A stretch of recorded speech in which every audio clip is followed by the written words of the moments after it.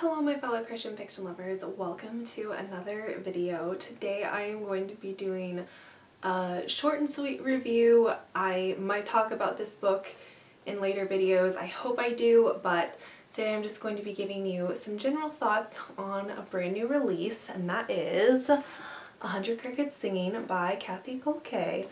I thoroughly enjoyed this novel. It is somewhat of a sequel. It's not really a sequel, it's just more of a book with some of the same characters as her last novel, Nightbird Calling. Some of you guys might know this was a 2021 favorite. I gave it 5 stars. I thought it was brilliantly written, and I would say the same thing about both of these books, that the stories within them, more so Nightbird Calling, but the stories within them remind me of books and stories that I read as a child, but kind of like the adult version, if that makes sense. I don't know if that does. Like, there are definitely very sensitive adult topics in these books that are not, like, I am not saying go give these to children. Please don't give these to children. That would probably traumatize them. But what I am saying is that the stories of love and family and seeking Christ within the characters of No Creek, the town that both of these books are set in, just remind me of kind of the themes, I guess, I read frequently when I was a kid. All of that aside, let's get into actually talking about 100 Crickets Singing. I love you. Okay, so 100 Crickets Singing was published on April 5th of this year, which is 10 days ago to the day. I don't know if this is going to come out today or tomorrow. Not sure yet, but so it was published 10 or 11 days ago. I pre-ordered it, so I got it a little early. It took me freaking forever to read, you guys. I have been so busy lately, but I really enjoyed getting to savor the story. And it is about 2 timelines. It has 2 timelines. So the first one we follow is in 1944. During World War II, we follow Celia Percy, who is introduced as a kid in Nightbird Calling, and we follow her as she becomes, kind of matures from age, I think, like 14 to 18 or 19, maybe even 20. It's not specifically specified how old she is at the end of the book, but definitely a young woman. So we follow her as she makes this discovery in the attic of the house she lives in, and kind of how that impacts the characters in her life, or characters, the other people in her life. And then we also follow in 1944 Joe Rossetti, and he is a soldier that she is writing to. And the reason she is writing to him is because of their mutual friend, I think Marshall Tate is his name. Wait, no, Tate isn't Marshall's last name. Whatever, their mutual friend Marshall. So yeah, they grow closer through letters, and then in 1861 we follow Minnie Belvedere through the Civil War, as she is basically like, she just has to deal with being a woman during the Civil War. She has 0 say in her family, and she's basically just subject to her father's decisions and then her older brother's decisions, and then eventually her younger brother's decisions about how the Belvedere family estate and property is run. And they do live in the South, they do own slaves, and it's very interesting to read how, I mean, this is kind of a recurring Civil War theme, but the 2 brothers are on opposite sides of where they stand concerning slavery and whether they should free their slaves or not, like what should happen next, basically, considering that the war is going to end not favoring the Confederates. And the discovery that Celia makes in the attic has, she discovers Minnie's diary, so she gets to read about some of the things that are happening to Minnie.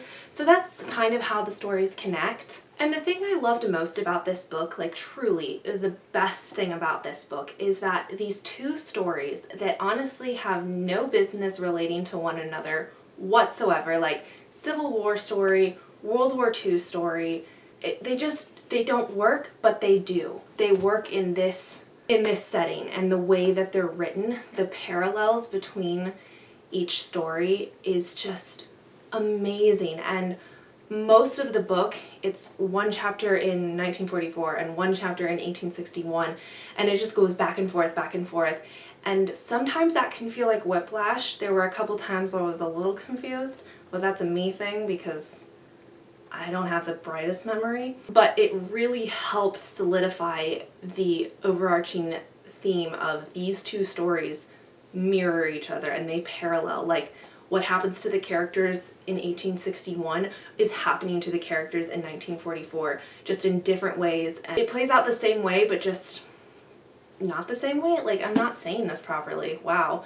I think you guys know what I mean. It's kind of the same series of events, just with different lives and in different settings. I loved that. It really connected the stories, and it made me feel like the two leading women in this book, Celia and Minnie, were almost like sisters in a way in how they dealt with what was going on around them. Very similar things that were going on around them. I also loved the inclusion of many chapters from Joe Rossetti's perspective, because he is an outsider, he's not from No Creek, and his perspective on that town and on the people in that town and the racism. Racism is a big thing in this book, and it's done in such a good way. It was so good, and I loved how he thought about it and how that came out in the writing of this book. And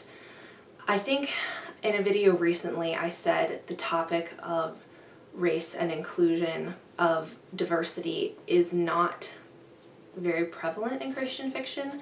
And while I still do hold to that statement that I don't think there's enough diversity in Christian fiction, this book does a beautiful job covering all of the bases when it comes to the topic of diversity and inclusion, and that racism still exists.